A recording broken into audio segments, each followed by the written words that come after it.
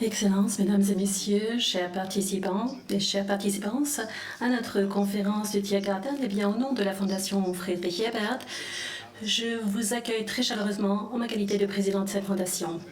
Pour la deuxième fois, cette conférence de Tiergarten est organisée afin de parler de politique étrangère coopérative ensemble pour chercher des approches multilatérales et de discuter de cette politique de coopération et de parvenir ici à un renforcement de la compréhension internationale dans le domaine de la politique internationale. Et cette année est une année particulière.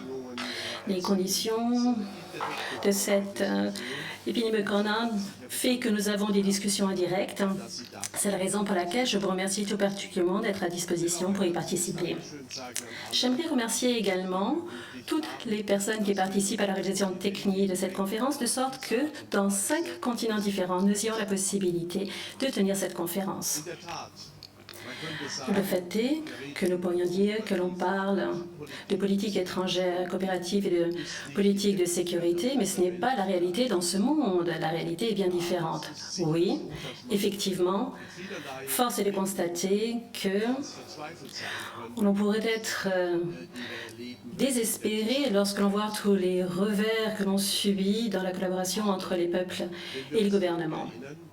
Mais lorsque nous nous rappelons le long chemin qui a mené il y a 30 ans à la Charte de Paris, eh bien nous voyons que même si nous sommes à une époque où la coopération n'est pas toujours difficile, il est quand même possible de parvenir à de grands accords internationaux. Et c'est quelque chose qui devrait nous encourager à chercher à travailler davantage les uns avec les autres. C'est la raison pour laquelle je vous remercie de votre participation et je vous remercie également de vous pencher sur ce thème. Dans le cadre du panel d'aujourd'hui, mais également dans les 4 panels qui vont suivre dans les jours à venir. Je suis ravie qu'aujourd'hui, lors de l'ouverture de cette conférence de Tiergarten, eh bien, nous ayons des participants renommés qui participent à ce panel. Je salue à ma droite, sur le podium, Madame Teufler-Gemig, ancienne ministre fédérale de la Justice, qui a également été active dans le domaine du droit international. Je vous remercie beaucoup d'être parmi nous aujourd'hui. Je salue l'ambassadeur Thomas Gremiger à Vienne, qui est l'ancien secrétaire général de l'OCSE, et je vous remercie, Monsieur l'ambassadeur, d'être parmi nous aujourd'hui. Je salue également très chaleureusement à Washington Lisa Conley, qui est vice-présidente principale pour l'Europe, le Croisite et l'Arctique. À vous également, à Washington, eh bien, un salut très chaleureux. Je salue également en France l'ancien ministre des Affaires étrangères, M. Hubert Védrine. Je suis ravie que vous participiez à cette conférence et vous êtes un hôte depuis de nombreuses années dans le cadre de cette conférence. Et je salue également Reinhard Krumm, qui dirige notre bureau de FES à Vienne et qui a contribué de manière essentielle à la préparation de cette conférence avec ses collaborateurs et ses collaboratrices.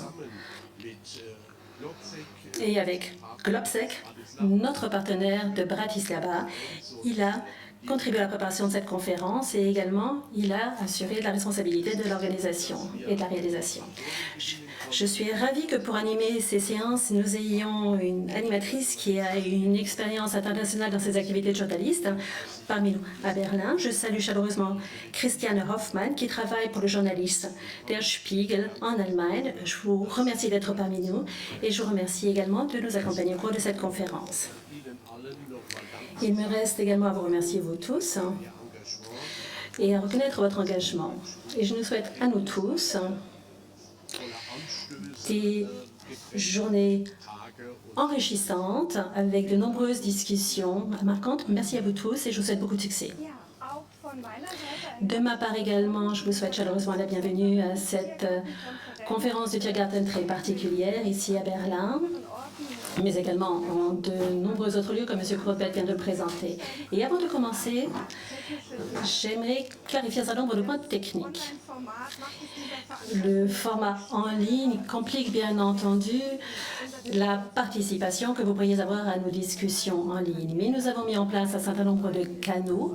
D'une part, il y a une fonction de chat sur la page de la conférence. Vous le trouverez sous la fonction live stream si vous êtes inscrit au préalable. Pensez, je vous prie, à prendre en compte que ce chat n'est pas disponible dans toutes les langues et c'est la raison pour laquelle l'idéal serait que vous posiez vos questions en anglais afin de faciliter la communication. Vous pouvez bien entendu poser des questions en allemand, en anglais ou en français si vous le souhaitez et ces questions seront ensuite sélectionnées et transmises au panel pour que vous puissiez participer à la discussion. Ensuite, ce chat va être enregistré à des fins de documentation.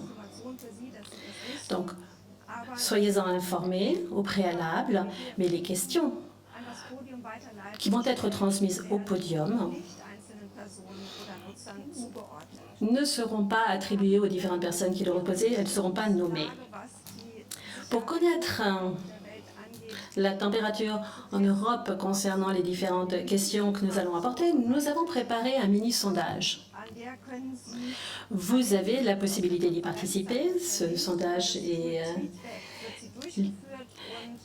lié par le lien Twinback qui est disponible sur le site de la conférence et vous avez ainsi la possibilité de consulter ensuite les résultats de ce sondage. Donc, il y a 4 questions dans le cadre de ce mini-sondage et nous vous prions d'y répondre si vous le souhaitez. Cela vous prendra 2 à 3 minutes. Donc, telles étaient les informations techniques. Monsieur Beck a déjà eu l'amabilité de présenter les participants au panel, donc ce n'est quelque chose que je ne vais pas refaire. Je vous salue très chaleureusement ici à Berlin, Madame Teubler-Koenig, mais je salue également les participants à Vienne, à Washington et à Paris. Je me réjouis dès à présent des discussions que nous allons avoir. Mais tout d'abord, je vais redonner la parole à Reinhard Krum, qui dirige le bureau de la FES à Vienne et qui, cette dernière année, a lancé la campagne pour la sécurité coopérative et qui va nous la présenter. Reinhard, vous avez la parole. Merci beaucoup. Permettez-moi tout d'abord de présenter l'initiative pour la sécurité coopérative. Moi, je continue de parler en allemand. Vous voyez donc ce qui s'affiche en anglais derrière moi. Alors, quid de cette CSI, Initiative pour la sécurité coopérative, en 3 blocs.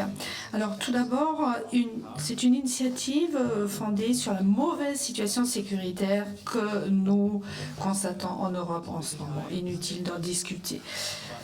La sécurité coopérative est ancrée dans la charte de Paris, l'a été il y a 3 ans. Donc, pendant la conférence sur la sécurité et la coopération en Europe, c'est donc ce qui a été formulé à cette époque, comme quoi la sécurité de l'Europe est indivisible et qu'il faut des coopérations afin d'y parvenir. Ce n'est pas dans l'air du temps, malheureusement. Voilà pourquoi nous avons créé cette initiative. Alors, qui participe? Il s'agit de 18 experts de l'espace de l'OSCE. Donc, effectivement, des États-Unis jusqu'en Russie, en passant par la Géorgie et d'autres pays, qui, pendant plusieurs réunions, ont pris la parole là-dessus, ont réfléchi. Et nous avons aussi 2 groupes de réflexion qui nourrissent ce débat. Tout d'abord, GlobSec d'Europe centrale, de Slovaquie, notamment, c'est la Fondation Friedrich Ebert, et par ailleurs Thomas Greminger, l'ancien secrétaire général de l'OSCE, qui lui aussi sera des nôtres aujourd'hui, ou est des nôtres. Cette initiative repose sur 3 piliers. Tout d'abord, et j'aurai l'occasion d'y revenir, nous avons lancé un sondage qui n'est pas représentatif, mais 300 experts étudiants de la sécurité européenne, diplomates, élus, ont donc répondu à ce sondage. Ces questions sont scindées en 3 groupes. Tout d'abord, le statu quo. À quel point cela est important? Quid de la situation sécuritaire européenne? Peut-on avancer autrement et quelles sont les options permettant de promouvoir la coopération en matière de sécurité européenne. La première question a trait à l'urgence. Nous étions assez déterminants en la matière. Est-ce qu'on pourrait imaginer un échange nucléaire? Et vous voyez tout de même que la plupart des personnes interrogées ont répondu par non. Mais on voit que le oui et le peut-être n'est pas à sous-estimer. Donc l'échange nucléaire par les armes nucléaires n'est plus complètement écarté. Autre question, la sécurité coopérative, où serait-elle nécessaire? Donc vous voyez ici les dossiers classiques, climat, migration, mais aussi la cybermenace et d'autres domaines qui appellent une réponse commune. Autre question qui revient fréquemment. Les États-Unis, dans le cadre de l'OTAN, mais aussi la Russie, faisant partie d'une architecture européenne dans les limites de l'OSCE, et aussi donc le Canada et les États-Unis qui sont alliés à cette démarche. Et donc là, la question a trouvé une réponse affirmative. Oui, si cela se passe, et c'est le cas de la Russie comme des États-Unis. Et finalement, c'est l'avant-dernier point. Nous avons demandé, et c'est le regard jeté vers l'avant. Comment imaginer la sécurité en Europe? Sera-t-elle coopérative? Est-ce qu'on est dans l'insécurité? Est-ce que c'est très insécure ou très sûr? Et là, la sécurité coopérative n'est pas sortie vainqueur de ce sondage. Mais il y a quand même un soutien solide. Et c'est ce que nous souhaitons évoquer ensemble aujourd'hui. Merci beaucoup, Reinhard Krum. Je voudrais vous proposer de lancer notre débat avec un état des lieux. Donc, une question à l'adresse des panélistes. Quid de la situation sécuritaire, notamment en ce qui concerne l'Europe, à l'heure actuelle? Depuis 25-30 ans, nous avons vécu deux mutations profondes. Tout d'abord, la fin de la guerre froide avec la dissolution du pacte de Varsovie et l'optimisme qui s'en suivait sur l'avenir de la sécurité et de la démocratie, qui s'en est donc suivi. Et ces dernières années, une augmentation, multiplication des crises internationales systémiques, la crise du multilatéralisme, la crise des rapports transatlantiques renforcée par l'élection de Trump, la Chine et ses aspirations qui souhaitent s'affirmer dans le monde, de nouveaux défis, de nouvelles crises telles que la migration, les pandémies, la cybermenace, une nouvelle génération d'armements, d'armes nucléaires qui remettent en question le système de la dissuasion. Nous vivons dans un monde qui tend vers une grande insécurité. Et je voudrais m'adresser tout d'abord à M. Hubert Védrine, ancien ministre des Affaires étrangères français à Paris. Votre président a diagnostiqué la mort cérébrale de l'OTAN. Alors, quid de la situation sécuritaire en Europe à l'heure actuelle? L'Europe est-elle sûre? D'abord, est-ce que je parle en français? Est-ce que vous m'entendez? Est-ce que je suis traduit? Dites-moi. Oui, vous êtes interprété, monsieur, et nous vous entendons parfaitement. Très bien, tant mieux. Merci pour votre invitation. Alors, la question de la sécurité en Europe, est-ce que l'Europe est en sécurité? Je vous rappelle que depuis la Deuxième Guerre mondiale, à la demande des Européens, la sécurité en Europe a été garantie par l'Alliance Atlantique. Et même quand le général de Gaulle, il y a longtemps, était sorti du système intégré parce qu'ils pensaient que les grands pays n'arrivaient pas à se faire entendre dans le système intégré. Ils n'avaient jamais remis en cause l'Alliance Atlantique, qui garantit la sécurité dans cette zone, notamment par l'article 5. Bon, est-ce que cette donnée a changé? Non. Parce que même les pays européens qui souhaitent le plus, comme la France, et de plus en plus comme l'Allemagne aussi, que les Européens fassent un effort accru en matière de défense et de sécurité, aucun d'entre eux ne pense que ça peut remplacer l'Alliance Atlantique face à de grosses menaces, des menaces de guerre vraies, des menaces d'invasion. Donc les structures de base n'ont pas été modifiées. Alors il y a une ambiance générale qui est, selon les périodes, encourageante et optimiste, ou au contraire inquiétante, comme c'est le cas en ce moment, mais la structure de la sécurité par rapport aux grandes menaces traditionnelles n'a pas changé. En revanche, il y a toute une série de domaines qui relèvent aussi de la sécurité, d'une certaine façon, mais qui ne sont pas traités particulièrement par une organisation. Le terrorisme, par exemple, ça relève d'actions militaires, politiques, policières, diplomatiques. Bon. La gestion des grands mouvements d'émigration illégale, où est-ce que ça doit être géré? Et par ailleurs, en matière de sécurité, il y a toutes les actions, ce qu'on appelle en dessous de l'article 5, par exemple les cyberattaques. Donc il y a un paysage plus brouillé. Et ça s'ajoute au fait que, contrairement à ce qu'avaient cru les Européens et les Occidentaux après la fin de l'Union soviétique, nous ne sommes pas vraiment dans une communauté internationale. On est dans un monde de compétition, de conflits, avec beaucoup de politiques révisionnistes, c'est-à-dire qui veulent réviser les accords anciens dans tel ou tel domaine. Il y a quelques exemples dans l'actualité, y compris en Méditerranée.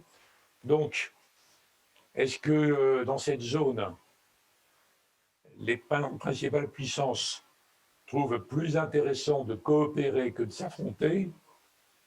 Vous voyez que la réponse n'est pas évidente. Et ce n'est que quand les principaux pays trouvent qu'il vaut mieux coopérer, quitte à imposer la coopération à ceux qui ne veulent pas, ou quand il y a un mouvement plus large, plus profond, de coopération.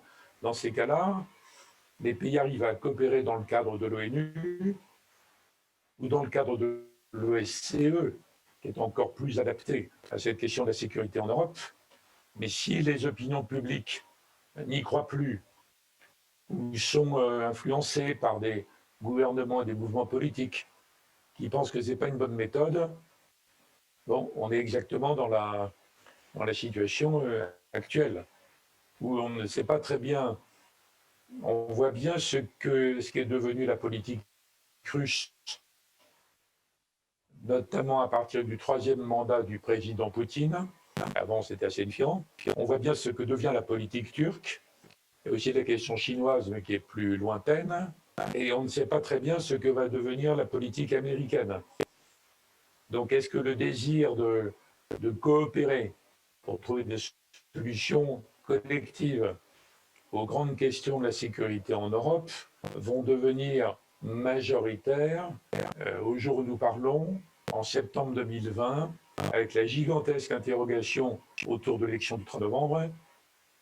Honnêtement, on ne peut pas dire. Donc il reste à voir ce que peuvent faire les Européens, les pays membres de l'OSCE, ce qui est plus large, les institutions de ce type pour, disons, agir dans le moins mal possible dans ce contexte.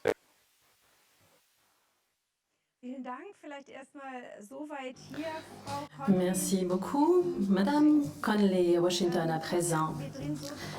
J'ai compris, Monsieur Védrine, au sens qu'il y a de nombreux défis, mais sur le principe, la situation de sécurité en Europe n'a pas véritablement changé. Est-ce que vous êtes d'accord avec lui? Est-ce que les Européens peuvent continuer à s'appuyer sur les États-Unis comme c'était le cas il y a encore 20 ou 30 ans? Bon après-midi. à vous tous et merci beaucoup de votre très aimable invitation et d'avoir la possibilité de participer à cette conférence de Tiergarten sous l'égide de la Fondation Friedrich Ebert. Monsieur Védrine me lance un véritable défi, à savoir que peut-être qu'il attend de moi que je vous présente les résultats des futures élections américaines qui approchent, mais malheureusement, je n'ai pas de boule de cristal. Mais je pense, ou en tout cas je pense, que il y a été très bien décrit récemment que, comme l'a dit Joseph Borrell il y a quelques jours encore, c'est que la situation en Europe, la situation est très brûlante. Lorsque l'on voit ce qui se passe en Europe de l'Est, au Moyen-Orient à l'heure actuelle, il y a de très nombreux défis. Et l'Arctique devient également des zones dans lesquelles il y a de plus en plus d'activités militaires. Donc les défis vont croissant. Mais ce qui rend l'incertitude particulièrement forte à l'heure actuelle, c'est que l'on voit qu'il y a déjà 30 ans, il y avait cette charte de Paris et vous avez l'acte final d'Helsinki également, avec cette fameuse charte de Paris, mais à l'heure actuelle, nous n'avons plus un système international dans lequel les États-Unis sont prêts véritablement à porter toute cette stabilité.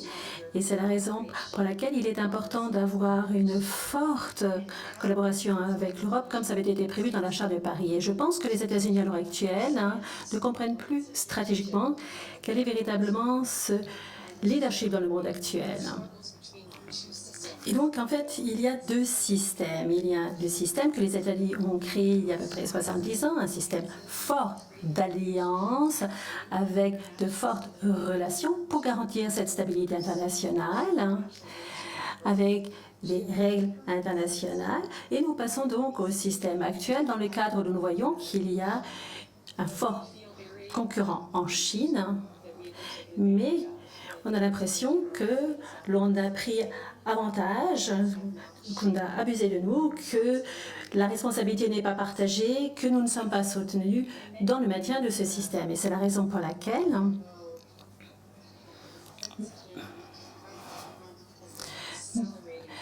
même si l'on voit une forte accélération des événements et un démantèlement du système actuel, c'est une tendance qui existe déjà depuis 2 décades. Et pendant la guerre froide, effectivement, les États-Unis considéraient l'Europe comme un pilier central de notre prospérité, de notre sécurité, de notre économie également, mais il y a un glissement, à savoir que l'Europe n'est plus au centre de l'attention. Notre attention se concentre davantage sur le Moyen-Orient, mais également sur l'Asie-Pacifique également. Et lorsque notre attention a glissé ailleurs, vous avez cet enflammement qui a eu lieu dans certaines régions de l'Europe et les États-Unis ne sont plus prêts à intervenir comme ils l'ont fait par le passé.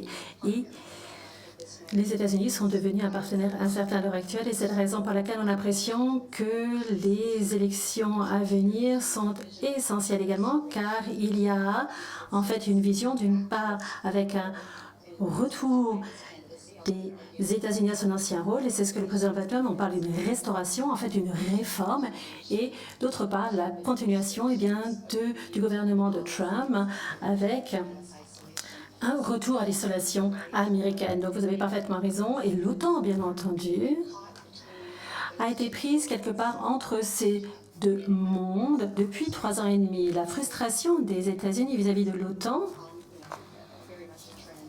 est une tendance qui existe déjà depuis 10 à 15 ans. Je vous remercie. Merci beaucoup. C'était une vue très intéressante.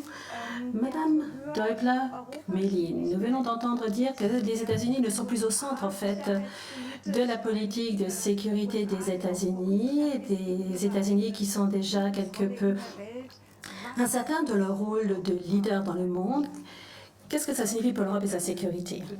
Merci beaucoup tout d'abord pour cette excellente conférence et pour votre invitation à y participer. Vous voyez qu'à Berlin, il fait terriblement chaud. Et je pense que c'est une excellente transition par rapport à l'époque dans laquelle nous nous trouvons. Effectivement, tout ce que nous avons entendu jusqu'à présent est parfaitement correct. Nous avons une situation dans laquelle il y a une forte renationalisation de la protection des États-Unis. Cette protection s'affaiblit depuis une vingtaine d'années et cet affaiblissement est accéléré par le président Trump. Et cette attitude, en fait, de se relancer la faute est de plus en plus visible. Et à quelques exceptions près, les gouvernements sont tous stressés. D'une part, ou surtout du fait de cette pandémie de corona. J'aimerais élargir quelque peu la discussion. Pour moi, la sécurité européenne sans droit ou la sécurité sans droit est impensable. Et ce que j'observe à l'heure actuelle, c'est que en Europe également, mais également dans les relations transatlantiques, également lorsque nous portons le regard vers la Russie, ou lorsque nous prenons le Conseil des droits de l'homme, ou lorsque nous prenons le niveau unisien, nous constatons qu'il y a un nombre très important de normes minimales dont nous avions dit dans la sphère internationale, telles devraient être les choses, et nous pourrions avoir ces normes minimales qui garantiraient une sécurité minimale. Mais à l'heure actuelle, c'est un processus qui est en cours depuis un certain temps. Donc nous constatons qu'ici, on se dit, oui, il y a ces règles, mais lorsqu'elles peuvent m'être utiles, je les applique. Mais lorsque je constate qu'il peut y avoir un avantage différent, dans ces cas-là, je n'accepte plus ces règles. Et je ne pense pas que nous ne voyons pas véritablement de différence très graduelle, parce qu'on a tendance à systématiquement regarder vers la Russie, c'est parfaitement justifié, on regarde également vers les États-Unis, et lorsque je prends l'exemple de la Cour internationale de justice, c'est également que nous le faisons parfaitement pertinemment, et on le fait depuis 20 ans également, mais en plus aujourd'hui à l'heure actuelle avec une attitude parfaitement agressive que l'on n'avait pas encore ces dernières années. Donc effectivement, le président Trump accélère un certain nombre de choses, mais n'allons pas aller si loin. Nous avons également chez nous et également en Europe, à l'heure actuelle, une situation dans laquelle, lorsque l'on pense que le droit des accords peuvent être utiles, à ce moment-là, on les utilise. Et lorsque l'on pense que l'on pourrait quelque peu en abuser ou contourner, on les remet en question, on les applique purement et simplement pas. J'aimerais donner 2 exemples en guise de conclusion pour montrer que ce que nous devrions faire en Europe, ce que nous devrions commencer à faire, et nous devrions commencer à le faire en Europe, et c'est très clair, c'est que nous avons les Français et les Allemands. Bien entendu, nous avons également une tâche commune, à savoir que les normes fondamentales de l'Union européenne doivent être remises en œuvre. Ce n'est très souvent pas le cas. Et je prends un domaine où le droit et la sécurité sont étroitement liés. Comment est-il possible que 2 États membres de l'OTAN, avec la participation de 2 membres de l'Union européenne, puissent s'affronter de la sorte lorsqu'il s'agit de réserves gazières, lorsqu'il s'agit de la même région? Je parle bien entendu des Chypre, la Grèce et la Turquie. Et ici, nous avons une situation dans laquelle la sécurité par le droit et les institutions pourrait être garantie, mais que nous sommes exposés à une certaine sclérose et que nous constatons qu'il n'y a pas que les Chinois ou les Russes, mais bien entendu également nos amis américains, ont tendance à renforcer les divisions. Dernière conclusion, la sécurisation s'impose, le droit en fait partie, et en Europe, nous devons renforcer celle-ci et commencer à les refaire. Merci beaucoup, et c'est un point très important également, ce rapport entre la sécurité et les valeurs. C'est un thème sur lequel j'aimerais revenir au cours de la discussion, mais j'aimerais inclure M. Garnier à Vienne, qui pendant longtemps a travaillé non seulement en tant que secrétaire général de l'OSCE, mais également en préalable. Vous avez travaillé dans une organisation Excellence pour la sécurité coopérative. Donc, quel est votre bilan de cette organisation ces dernières années? Comment la sécurité coopérative peut-elle fonctionner dans les conditions où le multilateralisme n'a plus la même valeur que par le passé et qu'il y a un retrait sur le national, comme Madame Doig-Bloch-Melim vient de le dire? Est-ce que cette sclérose est également participe au sein de l'OSCE? Eh bien, permettez-moi tout d'abord de remercier la Fondation Friedrich Ebert d'avoir lancé cette initiative très importante. Nous en avons tous conscience, et d'ailleurs Reinhard Krumm y a fait allusion. La sécurité n'est pas en vogue à l'heure actuelle. Maintenant, je ne vois pas de solution de rechange pour faire comprendre aux États que leur sécurité dépend de la coopération. Donc, merci beaucoup d'avoir souligné l'importance de la sécurité coopérative à ces moments qui sont houleux. Donc, je reviens à la question posée par notre animatrice par rapport à la situation sécuritaire actuelle. J'en suis d'accord. Les experts de notre initiative concluent que le risque d'une confrontation nucléaire est relativement bas en Europe, notamment aussi en comparaison à d'autres régions du monde. Mais il y a des tendances inquiétantes sur notre continent.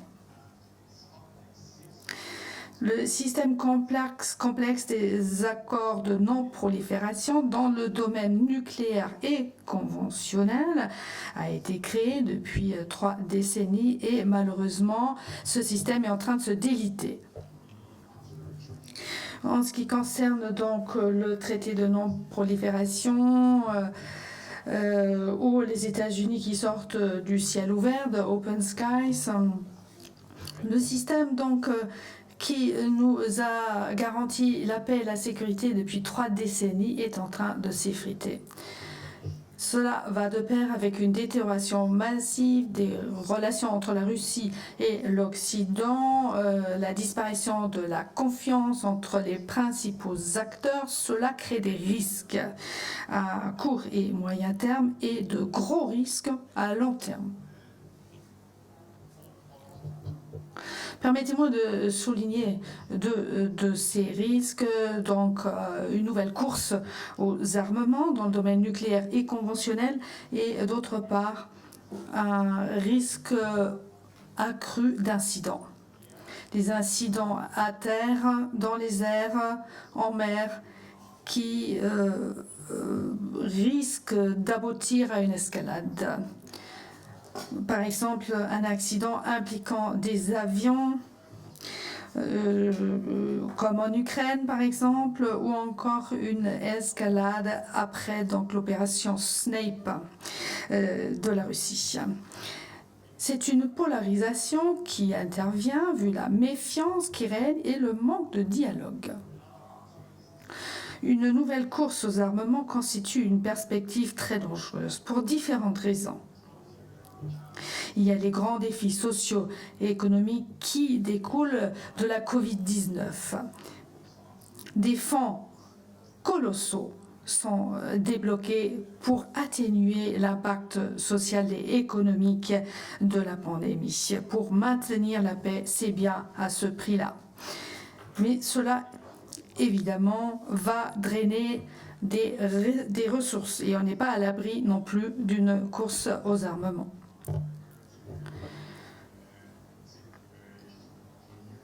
Par rapport à la situation sécuritaire en Europe, il y a évidemment la perspective politique, la perspective militaire, et j'évoquerai aussi les menaces transfrontalières, le terrorisme par exemple, les extrémismes, le combat des trafics d'armes, de drogue, la cybersécurité, ou encore répondre aux défis de la crise climatique et de la crise de la migration. Autant de défis qui nous sont lancés, qui sont transfrontalières et qui doivent trouver une réponse dans la coopération internationale. Aucun État ne saurait résoudre ces crises tout seul. Et c'est là aussi qu'on a le lien entre sécurité et paix. Et évidemment, la Covid-19, par exemple, invite les uns et les autres à coopérer pour échanger le résultat scientifique, etc. Donc cette coopération s'impose plus que jamais. Merci, Monsieur Greminger. Pourriez-vous développer le rôle de l'OSCE? L'OSCE a-t-elle fonctionné en tant qu'outil de la sécurité coopérative ces dernières années ou l'OSCE est-elle bloquée comme d'autres organisations internationales dans lesquelles des États se retrouvent autour d'une table qui ne s'intéressent plus au multilatéralisme et qui ne font que suivre leurs propres intérêts nationaux?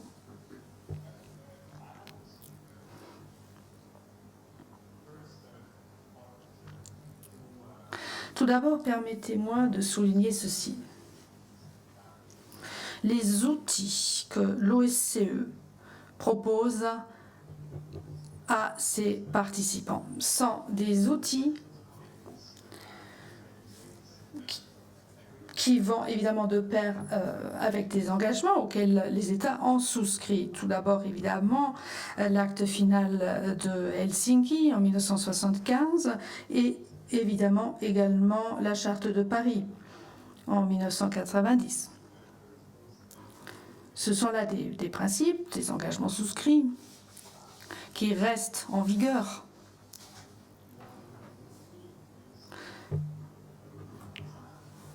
Nous avons besoin de renouveler notre compréhension de la démarche et de voir ces défis qui sont posés à la sécurité en Europe en ce moment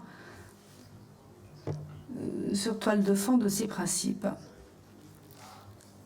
Cela vaut également pour d'autres outils de gestion politique permettant d'éviter les conflits ou encore de fournir une enceinte servant au dialogue. Les participants utilisent les outils, peut-être pas pleinement, et je citerai quelques moments récents où ces outils ont été utilisés avec succès. Je citerai en 2014, dans le cadre de la crise de l'Ukraine, l'OSCE a pu prévenir, éviter l'escalade d'une crise très sérieuse. Je pourrais citer la crise dans l'ancienne République de Macédoine en 2017, où, là aussi, la boîte à outils de l'OSCE a été utile et a permis de désamorcer la situation. Je pourrais citer également la cybersécurité. L'OSCE a été la première organisation à proposer des mesures pour contrer cela et donc pour permettre de faire régner la confiance dans ce domaine très important de la sécurité. Donc, somme toute, les outils sont là, mais il faudrait qu'ils soient mieux utilisés et de façon plus systématique. Et cela comprend évidemment aussi les grandes parties prenantes de la sécurité européenne. Merci beaucoup. Je vois donc là un appel à un renouveau par rapport au respect de ces principes. Permettez-moi de revenir à la question nucléaire qui a fait partie également du sondage des experts cité par M. Kroma, avec un résultat que je trouve tout à fait intéressant. Une majorité qui pense ne pas voir de risque d'un recours aux armes nucléaires. Ce sont 57% et 44%, donc une minorité qui voit un risque, soit un risque faible ou un risque un peu plus important. Donc, risque d'un recours aux armes nucléaires suite à un incident, donc non volontaire ou encore volontaire. Monsieur Védrine à Paris, quelle serait ou quelle aurait été votre réponse à la question de savoir si cette menace, ce danger est grand ou pas? Et qu'est-ce que cela veut dire? Si la dissuasion nucléaire telle qu'elle a été organisée pendant la guerre froide, dans le contexte de nouvelles constellations de pouvoir dans le monde, si cela ne fonctionne plus. Et j'y joins la question très importante pour moi personnellement en ce qui concerne la France.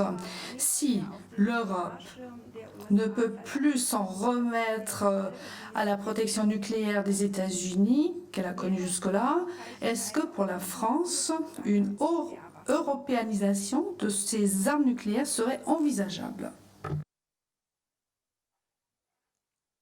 Je vais vous faire une réponse assez française. Mais évidemment, c'est ça que vous attendez de moi. Alors, d'abord, je ne vois pas pourquoi on dit que, je ne vois pas pourquoi on pourrait dire que la dissuasion nucléaire ne fonctionne plus. À ma connaissance, il n'y a pas eu de guerre entre les puissances nucléaires, même pas entre l'Inde et le Pakistan. Bon, donc, mon point de vue, moi, c'est que la dissuasion nucléaire continue à fonctionner, mais elle ne traite pas tous les sujets. D'ailleurs, même à l'époque de la guerre froide, la dissuasion nucléaire entre les puissances nucléaires, qui, à mon avis, a garanti la paix, c'était la paix entre les grandes puissances nucléaires. Ça n'a pas empêché qu'il y ait eu énormément de conflits dans ce que l'on appelait le Sud. Donc je ne parle pas du même constat. Mais je sais très bien qu'il y a en Europe différents courants de pensée, pour ne pas dire des églises, différents groupements politiques, différents pays, qui ont toujours contesté la dissuasion nucléaire, soit par conviction réelle, hein, ou alors parce qu'ils n'avaient pas accès à la dissuasion nucléaire. Bon. Donc il y a toujours eu cette contestation, mais à mon avis, la dissuasion continue à dissuader, et je ne vois pas quel dirigeant de quel pays nucléaire qui serait suffisamment sûr que le monde dans 20 ou 30 ans sera tellement pacifique qu'il pourrait abandonner l'arme nucléaire. Je ne vois pas qui pourra prendre cette responsabilité gigantesque dans les dirigeants. Mais je rappelle aussitôt que la France a toujours pratiqué la dissuasion au niveau minimum, évidemment pour des raisons de moyens, mais aussi pour des raisons de théorie. Je rappelle que la France est toujours opposée à la riposte graduée, une sorte de concept complètement délirant qui acceptait que la dissuasion devienne une arme de combat, qui commençait par un combat entre l'Allemagne de l'Est et l'Allemagne de l'Ouest. Donc il y a eu historiquement des conceptions, je le répète, délirantes de la dissuasion. La France a toujours pratiqué la dissuasion au niveau minimum, ce qui fait que la France considère aujourd'hui que l'abandon progressif par les États-Unis ou par la Russie, sous des prétextes variés, y compris le prétexte que la Chine n'est pas inclue dans ces accords-là, l'abandon systématique de tout le travail remarquable qui avait été fait, notamment à l'initiative de plusieurs présidents américains dans la période finale de la guerre froide. Cet abandon est très très dangereux. Donc il faut évidemment rétablir un cadre et des mécanismes de discussion avec la Russie. Ça veut dire qu'on ne peut pas pratiquer le manichéisme avec la Russie. Et même ceux qui considèrent que la Russie est la menace numéro 1, qui pensent que l'OTAN doit être très très fort, très dissuasif par rapport à la Russie, doivent admettre l'idée qu'il faut en même temps négocier, proposer, rétablir des cadres et des propositions par rapport à la Russie. Je note d'ailleurs que les plus opposés à cette approche, la double approche de l'OTAN, dissuasion et dialogue, les plus inquiets par rapport au dialogue avec la Russie sont des pays d'Europe. Ce ne sont pas les États-Unis. La politique de Trump et de Pompeo, etc., est totalement aberrante dans beaucoup de domaines, mais là, elle n'est pas incohérente, puisque même cette équipe-là considère qu'il faut parler avec la Russie, par exemple, sur l'arms control. Et vous m'avez posé une autre question. Dans l'hypothèse où les États-Unis abandonneraient la garantie, on n'en est pas là, en dépit de ce qu'a dit le président Trump plusieurs fois sur l'article 5. Et imaginons que ça arrive. Imaginons que ça arrive. À ce moment-là, il faudrait que les Européens soient prêts à faire un effort gigantesque par eux-mêmes pour recréer des forces militaires et pour les entraîner, pour en faire des forces combattantes et pour se mettre d'accord sur qui dirigerait cette force et qui donnerait les ordres à cette force. Si c'est le Conseil européen qui doit débattre pendant 3 jours, c'est comme si la force n'existait pas. Donc ça pose un problème très très compliqué. A fortiori sur le nucléaire. Sur le nucléaire, la question se pose depuis très très longtemps, puisque déjà le président Mitterrand avait eu à s'exprimer à ce sujet. Je rappelle aux autres amis que j'ai vécu ce moment incroyable où le président Bush, le père, président Bush, Helmut Kohl, Gorbatchev, Mitterrand, tous les autres Européens se parlaient tous les jours dans une relation de confiance qui en effet était perdue et qu'il faut reconstituer. Mais sur votre question sur le nucléaire, le jour où il faudrait que l'Europe, disons, se dissuade par elle-même, est-ce qu'une décision purement diplomatique, purement administrative, technocratique, disant la dissuasion nucléaire est étendue à l'ensemble de l'Europe, est-ce que ça serait cru par quelqu'un? Vous devez réfléchir à l'action de la crédibilité de une décision de ce type. Est-ce que ça serait cru par l'agresseur potentiel? Dans la dissuasion, il ne s'agit pas de parler à l'opinion publique intérieure. Il ne s'agit pas de parler aux médias, de parler aux sondages. Il s'agit de dissuader un agresseur. Donc il faut que l'agresseur potentiel qu'on ne connaît pas, dans 10, 20, 30 ans, soit vraiment convaincu que c'est vrai. Et que n'importe quelle attaque sur un morceau de l'Europe sera considérée comme vitale par les détenteurs de la force nucléaire, aujourd'hui la France, et peut-être à nouveau la Grande-Bretagne dans un corps de sécurité. Donc il y a un problème de crédibilité. Ce n'est pas une question de gentillesse ou de bonne camaraderie ou de bon voisinage. C'est une question de crédibilité. Et pour que la dissuasion fonctionne, il faut, alors je ne sais pas si ce mot est peut-être traduit facilement, il faut un dissuadeur. Un dissuadeur unique au sommet, qui soit vraiment crédible, qui dise si vous touchez à quoi que ce soit du territoire européen, nos intérêts vitaux, vous serez pulvérisé. Donc l'agresseur arrête. C'est le mécanisme de base de la dissuasion. Vous voyez que votre question, madame, est très intéressante, qu'elle pose une vraie question, mais peut-être pas dans les termes classiques qu'on connaît depuis 10 ou 20 ans.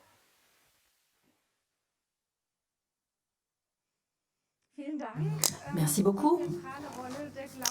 Le rôle central de la crédibilité. Madame Däubler-Melin.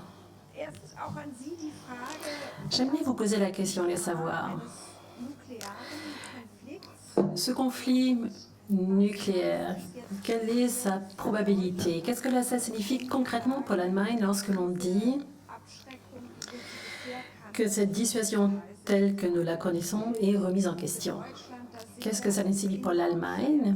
Parce que l'Allemagne a beaucoup de mal en ce qui concerne ce terme du nucléaire. Une majorité de la population est très, très sceptique. Il y a également un grand scepticisme de la part de la population, même quand il concerne le stationnement des troupes américaines et de leurs armes nucléaires sur le sol allemand. Donc, qu'en serait d'une participation à une force nucléaire européenne pour l'Allemagne, quelle que soit la forme qu'on lui donnerait. À votre avis, quelle serait la bonne voie et quel serait le scénario réaliste? Tout d'abord, j'ai trouvé l'intervention de M.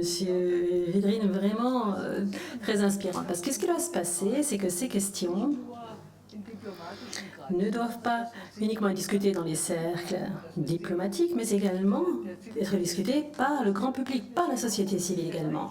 Il est important également qu'on en discute également dans le domaine culturel, du dialogue culturel également. Parce qu'effectivement, les choses sont extrêmement complexes. Mais je ne suis pas sûre que, prenons par exemple la situation actuelle avec le parapluie américain nucléaire. Donc, si une bombe tombe quelque part en Europe, quel que soit l'ennemi, quel que soit l'agresseur, eh bien, est-ce que cela ferait que les Américains ripostent ou pas? C'est un point dont j'aime également beaucoup discuter. Partons du principe que, effectivement, en absence d'un parapluie nucléaire qui soit crédible ou pas, je ne suis pas sûre, cher Monsieur Védrine, que la France, avec sa puissance nucléaire, soit effectivement un dissuadeur suffisant si un ennemi dit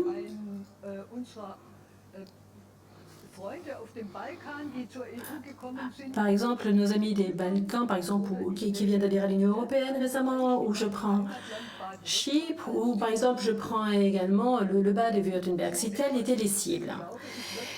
Et je pense qu'il va vraiment falloir qu'on en discute, et la situation est vraiment pressante. Est-ce que dans ces cas-là, s'il y avait une attaque contre l'une de ces régions, c'est parfaitement envisageable et c'est la raison pour laquelle il faut que nous en discutions. Madame Hoffmann, je suis parfaitement d'accord avec vous. En Allemagne, nous avons des problèmes considérables avec ce thème. Et je connais également les différentes initiatives qui existent et je partage également ces réserves vis-à-vis de l'arme nucléaire parce que c'est un type de destruction dont on n'aime pas discuter ou qu'on devrait prendre à la légère. Mais si nous devons en discuter, eh bien ces questions sont des questions essentielles. Si l'Europe souhaite être un dissuaseur, cher Uwe Bellerin, eh bien dans ces cas-là, il va falloir que nous devions mettre en place une institution européenne et qui prenne la chose très au sérieux, que ce soit pour Chypre, que ce soit pour une région, par exemple, eh bien, la forêt bavaroise, ou le sud de la France. Il s'agit donc de choses dont nous devons discuter très concrètement. Nous sommes encore très loin. Donc je ne suis pas en mesure de dire comment nous devons aborder les choses. Je sais simplement que ça n'aurait aucun sens de fermer les yeux. C'est la raison pour laquelle nous devons avoir cette discussion.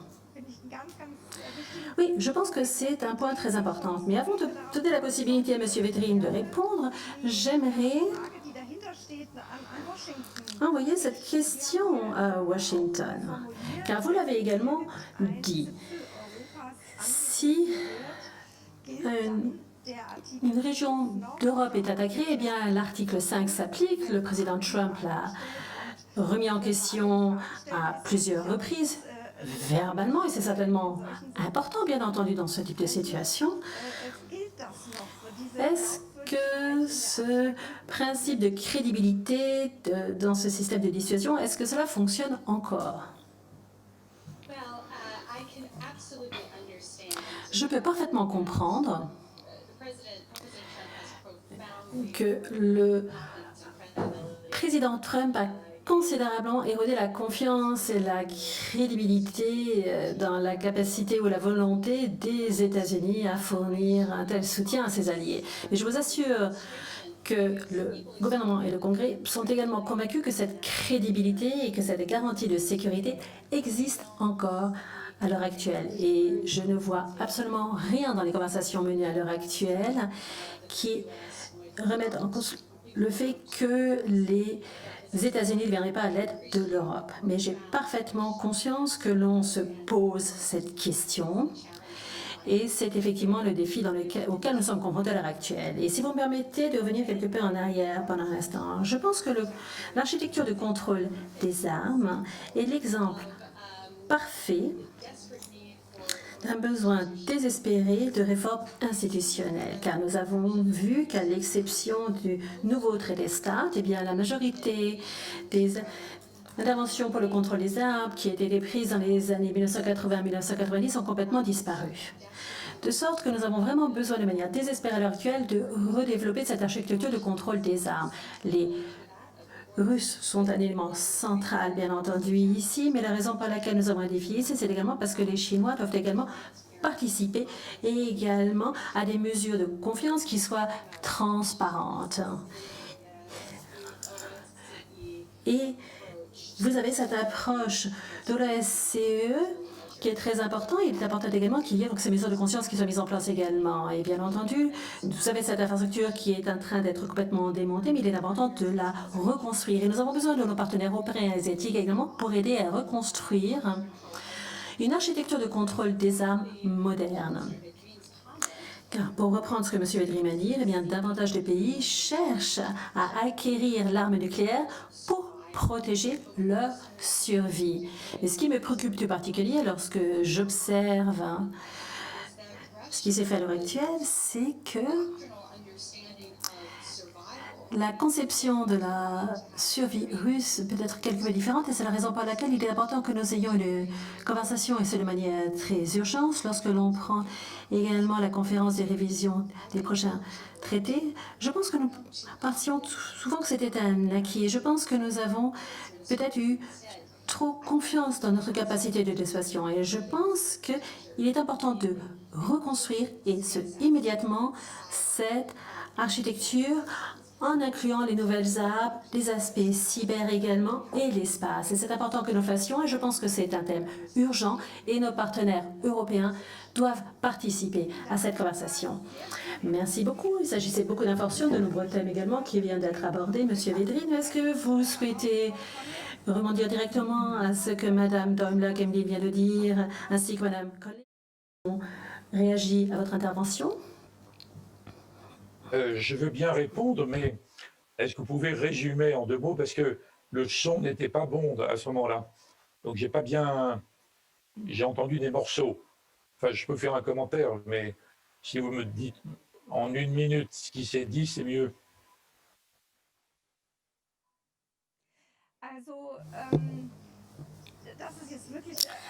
Bon, c'est un petit défi, mais j'espère faire justice aux 2 interventions. Madame Daimler-Gemli semblait plus sceptique que vous en ce qui concerne la crédibilité de la...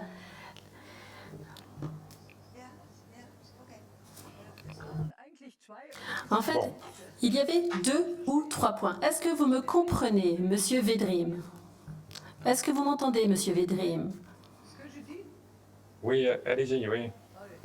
Allez-y, oui. Je résume. Il y a 2 ou 3 points.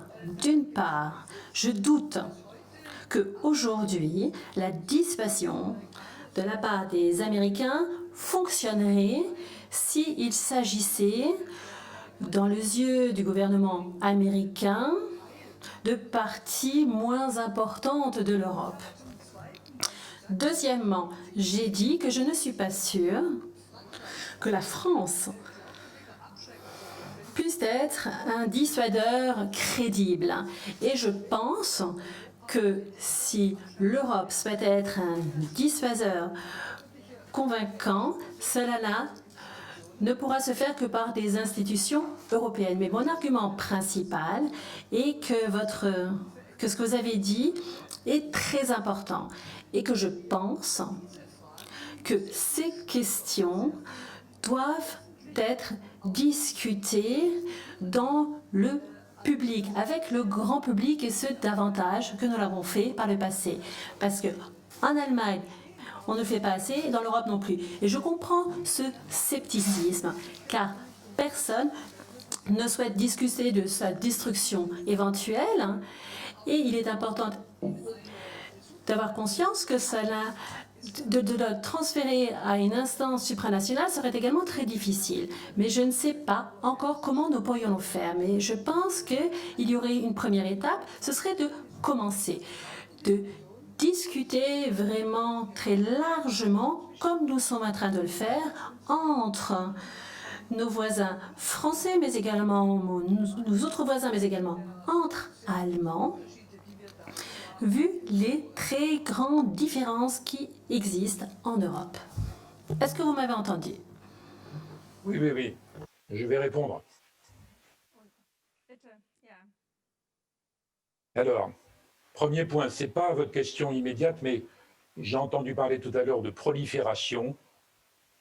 Je vous rappelle qu'en gros, on a réussi à empêcher la prolifération, puisqu'à l'époque du président Kennedy, les agences les plus sérieuses annonçaient qu'il y aurait 30 puissances nucléaires. Donc, ce n'est pas le cas. Donc, il ne faut pas raisonner comme si on avait complètement échoué. Mais ce n'est pas le cœur du sujet. En ce qui concerne la crédibilité de la garantie américaine, on ne sait pas. Ça dépend de l'avenir du peuple américain. Et puis, comme vous parlez beaucoup de société civile, ça dépend de l'opinion publique. Bon, si le président Roosevelt avait écouté sa société civile de l'époque, c'est-à-dire l'opinion publique, il ne serait pas rentré en guerre, même après Pearl Harbor. Mais en même temps, ni le président Wilson en 1917 d'ailleurs. Mais en même temps, dans la Première et Deuxième Guerre mondiale, quand les États-Unis sont finalement entrés en guerre, ce n'est pas parce qu'il y avait un traité d'alliance, il n'y avait pas de traité. Donc la réalité de la garantie ne dépend pas exactement du traité. Deuxièmement, elle ne dépend pas du nombre d'Allemands dans des bases en Allemagne. Ça n'a aucun rapport. Les Américains pourraient retirer tous les Allemands, toutes les bases américaines en Allemagne. Ça créerait une certaine panique en Allemagne, mais ça n'a aucun rapport avec l'engagement. Ce qui fait que les États-Unis s'engageront demain et après-demain pour le maintien de l'Europe, c'est que c'est un intérêt vital pour eux. Si l'Europe passait sous le contrôle demain, c'est des hypothèses absurdes, mais le contrôle de la Russie ou de la Chine ou des islamistes, les États-Unis ne sont plus une puissance mondiale. Terminé. Donc je pense qu'il y a un mécanisme de fond, quel que soit le contenu du traité, quelles que soient les déclarations des présidents, qui fait que pour les États-Unis, c'est impossible. Et là, c'est par rapport à une vraie attaque.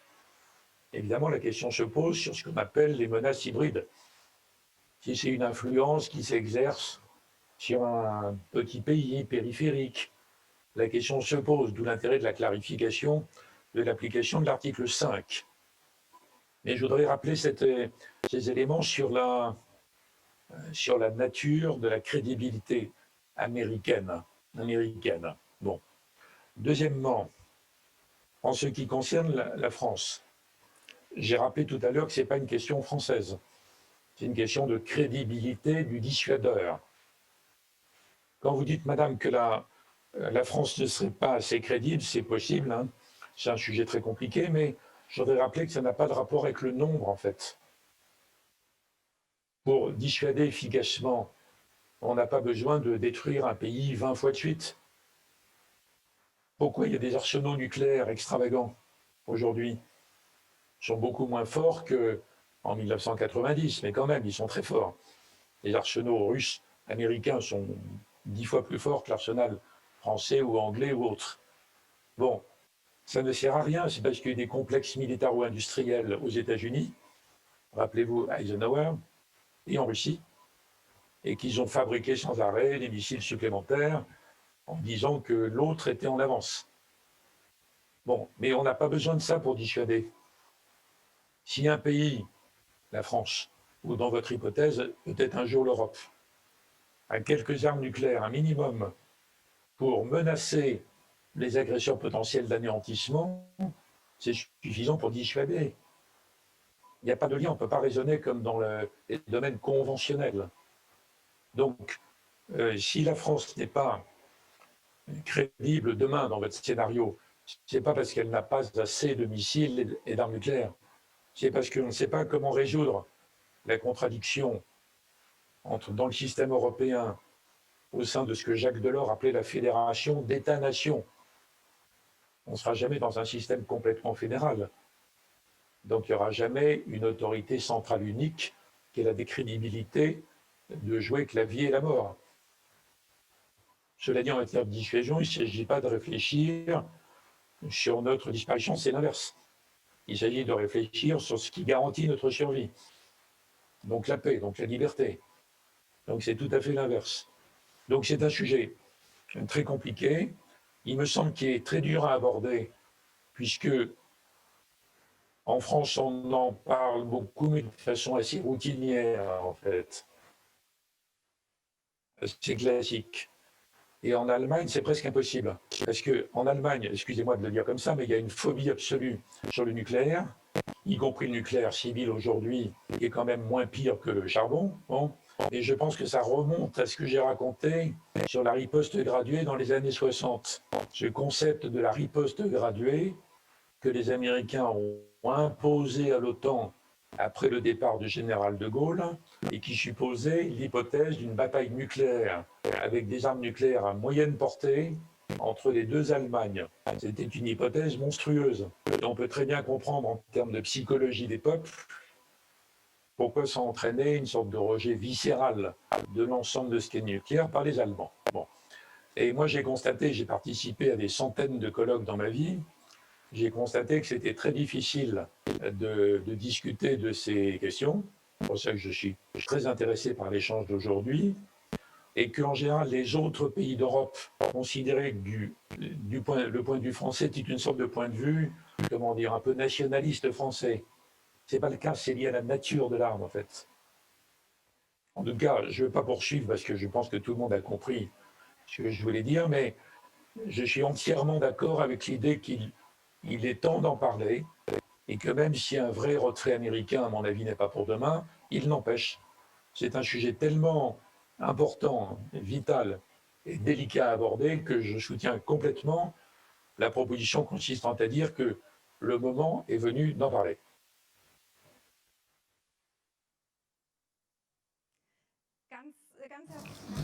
Merci beaucoup. Je pense que nous avons une discussion très intéressante sur un aspect central de la sécurité européenne. Mais j'aimerais que ce thème nucléaire soit présent, laissé de côté, laisser la possibilité à nos auditeurs et spectateurs de poser des questions. Et je vois qu'il y avait des personnes qui souhaitaient intervenir également ici. Donc, vous avez une question d'un spectateur. Nos spectateurs demandent si les intérêts, le manque d'intérêt des États européens pour cette sécurité coopérative, est-ce qu'ici il y a un manque d'intérêt? Est-ce que c'est ce que vous avez constaté au sein de l'OSCE? Merci beaucoup de me faire participer à la discussion.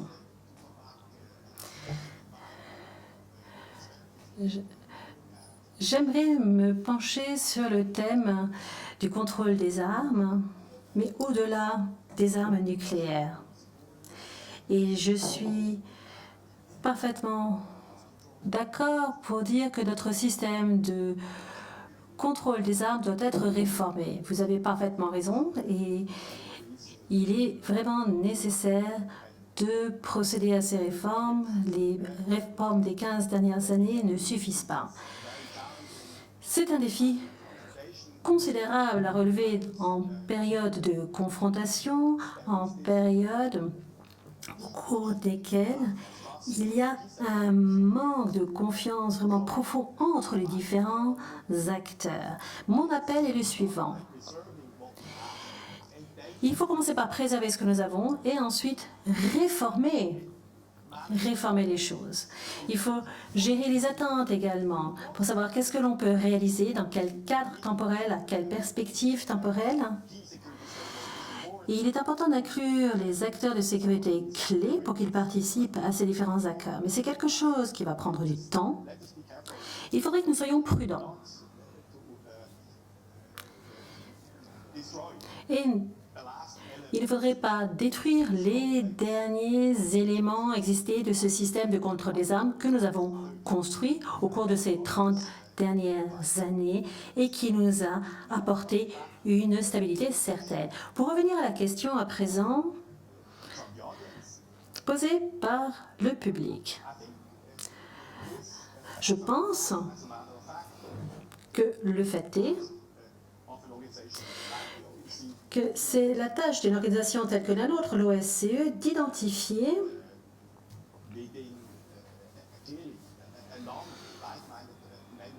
quels sont les membres qui ont des intérêts similaires en ce qui concerne la sécurité et de faire en sorte que ces intérêts convergent également, car nous avons un contexte très polarisé dans le domaine militaire. Et je pense qu'il y a certainement de nombreux accords également dans de nombreux domaines de la sécurité. Je vais en mentionner quelques-uns. Par exemple, nous pourrions parler de la lutte contre les trafics des êtres humains. Manifestement, ce n'est pas un problème Est-Ouest. Il y a une convergence très importante en ce qui concerne le besoin d'aborder ce problème. Lorsqu'il s'agit de l'espace cyber, c'est beaucoup plus complexe, bien entendu. Il y a un intérêt commun. Un intérêt commun à créer un espace cyber qui soit sûr et protégé. Et j'ai fait référence au préalable à des nouveaux défis transfrontaliers, notamment le changement climatique, les répercussions sur la sécurité également des changements technologiques rapides. Donc, ce sont des thèmes transfrontaliers et c'est un défi également d'identifier ici les différences et de voir également où est-ce qu'il y a ici des intérêts convergents et de tenter de construire une base, en fait, des îles de coopération dans ces différents domaines de convergence.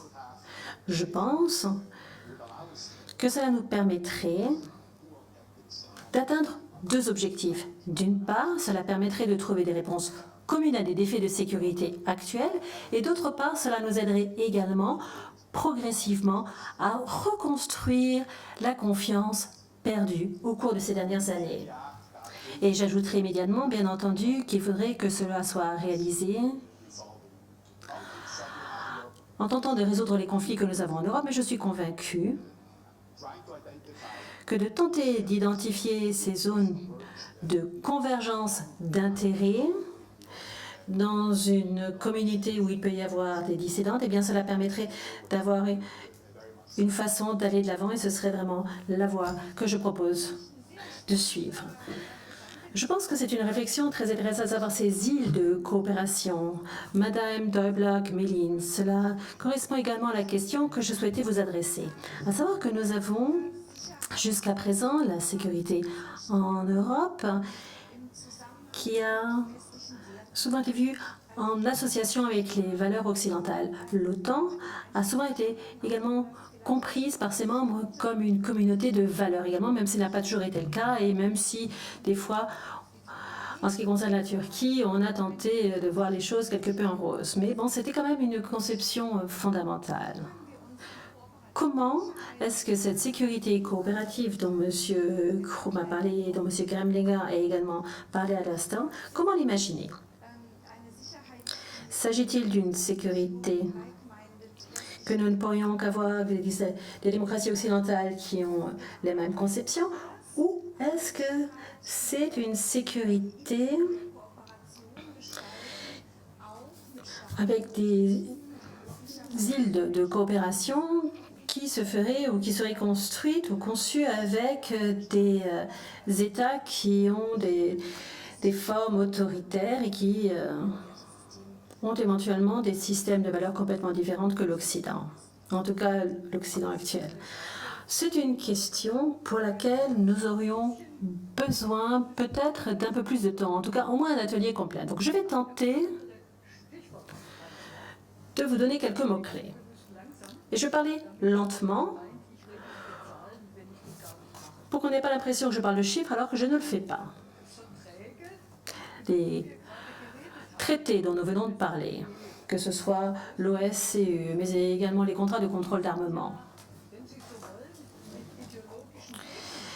ont été conclus avec des adversaires.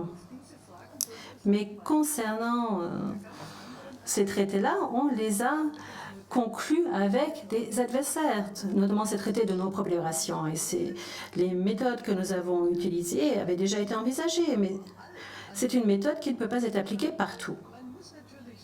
Il faut bien entendu voir que cela dépend, bien entendu, de ce que l'on considère. En Europe, nous avons un ensemble très dense de normes existantes. Le problème étant, et c'est la raison pour laquelle j'ai parlé de sclérose, le problème c'est que nous avons certaines personnes au niveau des dirigeants et même au niveau de l'Union européenne que si ça ne leur convient pas, ces règles ne s'appliquent pas. Et c'est la raison pour laquelle, lorsque l'on prend la Russie ou la Chine, mais également les États-Unis, lorsqu'on élargit notre regard, eh bien, nous constatons les mêmes tendances. Et je pense qu'il faudrait réfléchir à quoi cela est dû. D'où vient cette forme de non-coopération ou de résistance contre les possibilités de coopération, de résistance à la coopération, parce qu'on parle de solutions insulaires avec des emplois différenciés. Cela existe déjà. Il existe également des normes. Ce que je veux dire, c'est que je vois 4 aspects de pouvoir qui ont pour conséquence que les États pensent qu'ils sont plus forts s'ils le font seuls. Mais malheureusement, il y a des gouvernements qui souhaitent faire les choses seuls. Il y a une très forte concurrence également, et parce que vous avez bien entendu également des puissances économiques qui s'opposent, et vous avez également cette tendance au populisme et cette séduction du populisme. On le voit chez M. Trump, mais pas uniquement là. Donc ces populistes qui souhaitent accéder au pouvoir et qui ont face à eux une population qui n'a pas forcément appris à réfléchir de manière complexe et réfléchie. Et je vous prie de m'excuser, mais il y a également des personnes, des responsables politiques conservateurs et un petit peu craintifs qui ne sont vraiment pas nécessaires à l'actuel. C'est la raison pour laquelle il faut que nous réfléchissions à ce que nous voulons et nous demander quelle méthode souhaitons-nous appliquer. Lors de ma première intervention, j'avais mentionné qu'en Allemagne, qu'il faudrait que nous commencions en Europe. Nous avons des méthodes, nous pouvons appliquer cette méthode de ces îles, de ces îlots, mais cela dépend bien entendu des domaines dans lesquels nous le faisons. Et bien entendu, on ne peut pas parler de valeurs occidentales avec des personnes qui les piétinent chaque jour. Mais il ne s'agit pas uniquement de la Russie, il s'agit également de Washington, même si j'en suis désolée. Et même si les Américains sont des amis que j'apprécie beaucoup. Madame Conley, je pense que c'est le moment pour vous, ici, peut-être de faire un commentaire et de rebondir sur ce que Madame Daumer-Kmelin vient de dire et que vous nous disiez comment vous voyez la collaboration entre la sécurité collaborative et ces valeurs ou ces communautés de valeurs. Tu veux le faire? Merci beaucoup. Je pense que nous sommes en train de vivre, alors que nous tentons de réformer le multilatéralisme et nos structures institutionnelles. C'est très important que ce soit la non-prolifération, le commerce. Ces institutions étaient en besoin de réforme depuis bien longtemps. Que ce soit les États-Unis qui ont causé la crise par un retrait unilatéral et en obligeant les pays de défendre ces institutions ou de remplacer les États-Unis. Il nous faut vraiment nous centrer sur la réforme. Il faut aussi que ce soit une démarche par le bas. Personne ne souhaiterait se prononcer contre une plus forte union en matière de sécurité en Europe. Mais je crois que c'est un peu aussi la nature humaine. Ce n'est pas toujours tout à fait évident. Bon, l'OSCE, ce sont 37 pays, l'OTAN avec 30, l'Union européenne avec 27 membres. Donc, en fait, vous avez des coalitions qui se forment, qui conçoivent leur propre politique et c'est ce que l'on voit, par exemple, pour Visegrad, Metz 7 et d'autres enceintes. Ces coalitions, donc, qui existent parce qu'il y a là des politiques partagées. Donc, il est bon de lancer la réforme institutionnelle et on peut espérer que l'organisation permettra donc d'aboutir à un consensus. En tout cas, dans ce processus de réforme, il faut voir qu'il y a aussi une limite à ces îlots de coopération. Ils ont besoin de structures plus larges et d'acteurs plus grands. Les États-Unis peuvent prendre des mesures unilatérales, mais ne sauraient aller bien loin sans les alliés pour élargir ces politiques. La Russie et la Chine peuvent prendre des mesures unilatérales, certes, mais sont aussi limitées. Alors, je crois que la communauté des valeurs doit se solidifier autour de quelques principes de base. Il faut être prêt à sacrifier pour ces principes, par exemple dépenser plus pour la défense, imposer des sanctions. Si on croit en ces principes, il faut les défendre. Mais il faut aussi toujours trouver un dialogue sur la base des principes avec des pays qui ne sont pas d'accord. Il faut toujours laisser la porte ouverte pour leur permettre de revenir vers la table de conversation. Donc, il est vrai que c'est un moment important pour le système international. Nous verrons qu'il faudra flexibiliser le multilatéralisme et nous espérons que cela nous permettra de revenir vers la communauté de valeurs, d'apporter la stabilité, de garantir la solidité de ces institutions. La corruption, par exemple, est aussi un dossier de taille qui demande une riposte forte et une approche démocratique. Il y a beaucoup de sujets. Voilà, donc il faut vraiment bien réformer le multilatéralisme pour être couronné de succès. Ce que nous avons maintenant ne fonctionne pas. Il nous faut des réformes. Merci beaucoup. Une plaidoirie très forte pour la réforme du multilatéralisme et la corruption est également citée. Vous l'avez dit également, madame, sur l'importance du droit. Je pense qu'il est bon maintenant d'associer notre public à la démarche. La Russie. Monsieur Védrine, vous l'aviez dit tout à l'heure. Voilà pourquoi je vous pose la question de notre public. Que peut faire l'Europe pour que la Russie revoie son avenir en Europe?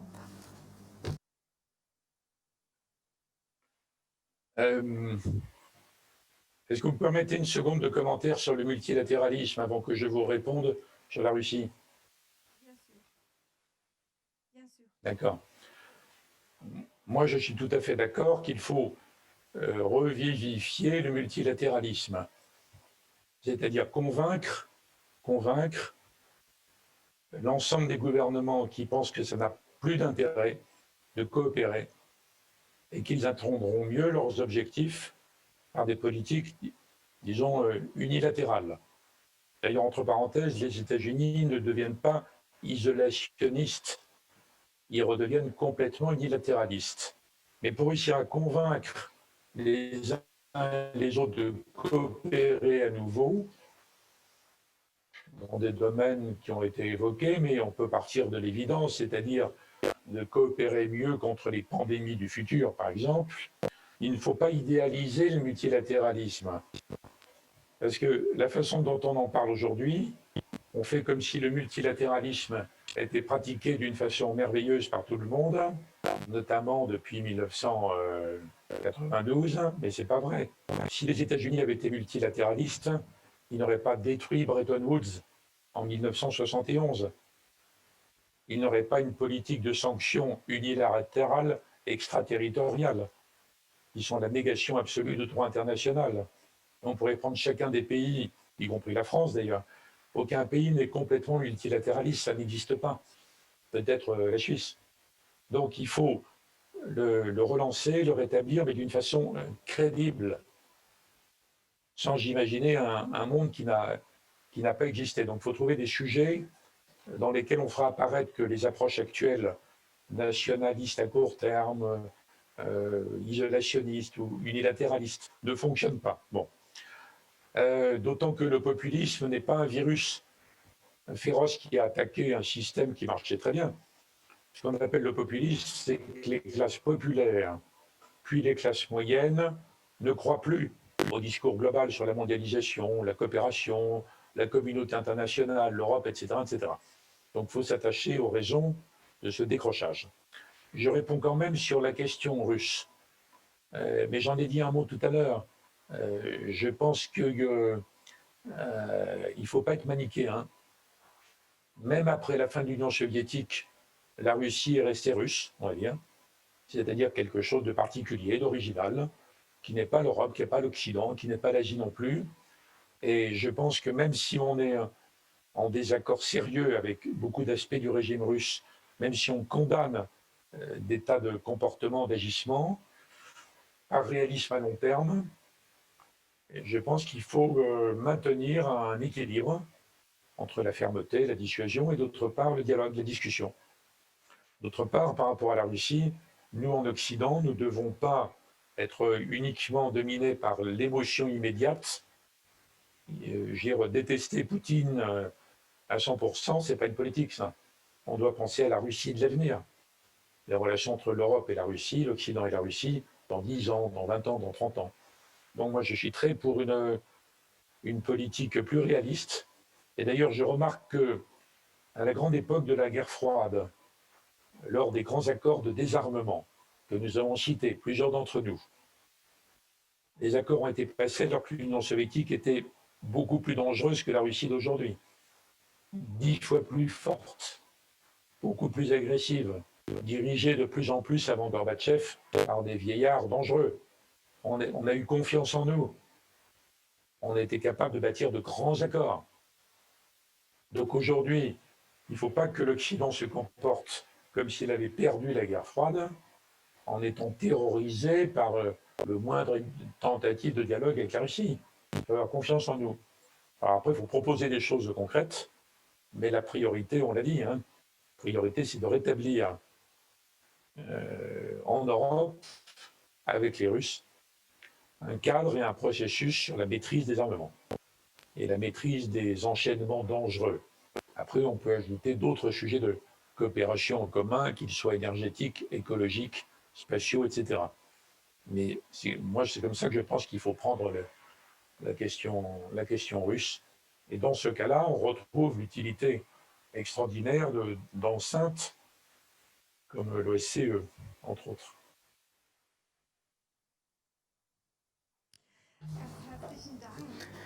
Merci beaucoup. Malheureusement, nous sommes presque arrivés à la fin du temps qui nous était imparti. Et j'ai entendu une discussion vraiment très intéressante et très en profondeur, notamment en ce qui s'agit de la question de la crédibilité, de la dissuasion, du contrôle des armes, de la maîtrise des armes. Et j'aimerais prier en conclusion, Madame Doyle-Kelling, de réagir à ce que M. Védrine a dit ou de revenir à un point de son choix de la discussion. Je vous en prie, Madame. Merci beaucoup. Je vais être brève. Je trouve que cette discussion a été trop courte. Je vous en remercie. Je remercie la Fondation Friedrich Ebert à savoir que ces thèmes aient été abordés et je me réjouis que notre discussion soit poursuivie dans les différents ateliers. J'aimerais souligner que tous les participants et participants aient eu la possibilité de suivre, à savoir que on a compris que les sentiments, ce n'est pas la politique, il y aura toujours des intérêts différents. La coopération au-delà des frontières est plus nécessaire que jamais. Il y a de nouvelles approches nécessaires sur la base de l'expérience que nous avons acquise et cela est nécessaire. Et ce qui m'a particulièrement plu, cher Hubert Védrine, c'est qu'il ne faut pas uniquement avoir des mesures de confiance et créer de nouvelles mesures de confiance, mais également, bien entendu, il faut que nous fassions preuve, que nous ayons confiance en nous et que nous fassions en sorte, avec cette confiance en nous, eh bien, forger l'Europe. Et je vous en remercie beaucoup et je vais remercier pas uniquement la Fondation Friedrich Stifter, mais et les différents participants au panel, mais remercier également notre animatrice. Et je vous remercie. Je dis au revoir, Madame Hoffman, et je dis au revoir au monde entier. Merci beaucoup. Monsieur Krum souhaitait encore brièvement intervenir. Oui, j'aimerais faire une remarque concernant la sécurité coopérative. La sécurité coopérative n'est bien entendu qu'une possibilité parmi d'autres de parler de la sécurité européenne et de trouver nos approches. Comme nous avions de très nombreuses approches différentes en 1975, et il ne savait pas uniquement que cette conférence, bien entendu, il y avait de nombreuses approches différentes. Mais la sécurité coopérative, comme elle n'est pas dans l'air du temps, eh bien, elle mérite que nous en parlions. Mon sentiment est que la journée d'aujourd'hui a donné l'occasion d'avoir une discussion très approfondie et je remercie la Fondation Friedrich Ebert. Nous sommes ravis qu'il y ait eu cette discussion. Merci. Et au nom de toutes les personnes ici présentes, j'aimerais vous remercier à Vienne, à Washington, mais également à Paris. C'était la première partie de la conférence de Tiergarten qui se poursuit demain et après-demain sur d'autres thèmes relatifs à la sécurité coopérative. Et vous avez la possibilité également, avec les mêmes données d'accès, écouter et participer. Nous souhaiterions également que vous nous donniez un petit retour, que vous consacriez 2 minutes à répondre à ces questions pour que nous sachions ce que nous pouvons encore participer. Nous vous en remercions d'avance.